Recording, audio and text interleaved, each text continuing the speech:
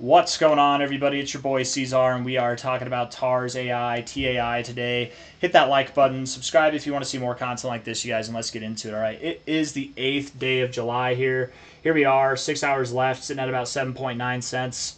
Looking like we've probably found a low.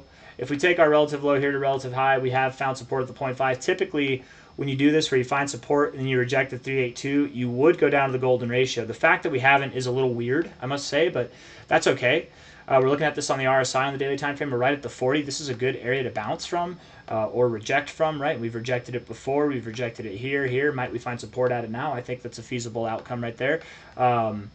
Rejecting the 50, but finding support at the 40 sets you up to go all the way up to the 60 and beyond. And if we break out of this, we start moving up higher here, and I think we will. We should be seeing prices that are above 10 cents any day now. And by the end of this week, sometime next week, whatever, you know.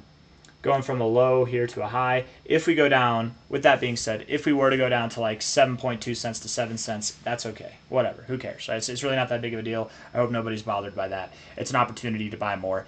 Relatively speaking, it does kind of look like a bull flag. If this is a bull flag, oh man, I have to sneeze. Woohoo! Can you guys hear me? Is the mic on? Yeah, okay, cool. If this is a bull flag, 12.5 cents would be the target. It would make sense that we go there, maybe even a little bit higher. Measure moves are not requirements. You can exceed them, you can fall short of them. But I would think something like this, finding resistance at prior areas of resistance or prior areas of resistance here, it makes sense to me. So something in this area going up there, finding some turbulence, and then continuing to break through later in the month would make a lot of sense to me. Let's go into the 1 hour time frame. We'll zoom back out here, okay? Hold that thought. Looking at the 1 hour time frame, 7.9 cents now. 1 hour RSI does look neutral. Neutral, but at the moment bullishly charged, I would say, finding support at prior resistance here. Typically when you find resistance in this area, you do go lower, but this is actually a higher low, and that different behavior could get different results, you guys. It looked like you were really moving down with the purpose here, and you just ate that up over the past couple of hours. We'll see how much you mean it. I think you mean it, though. Let's see. Relative high here to relative low there. Golden ratio, 236. A bit volatile, but still looking good, honestly. As long as you can get back above the golden ratio, if we're making progress, everything that I've said so far would remain true.